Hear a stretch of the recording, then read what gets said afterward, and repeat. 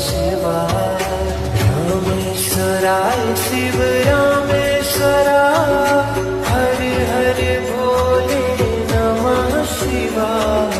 रामेश्वराय शिव रामेश्वरा हरे हरे भोले नमः शिवाय ओम नमः शिवाय ओम नमः शिवाय हरे हरे भोले नमः शिवाय नमः शिवाय ओम नमः शिवाय हरे हरे भोले नमः शिवाय गंगाधराय शिव गंगाधरा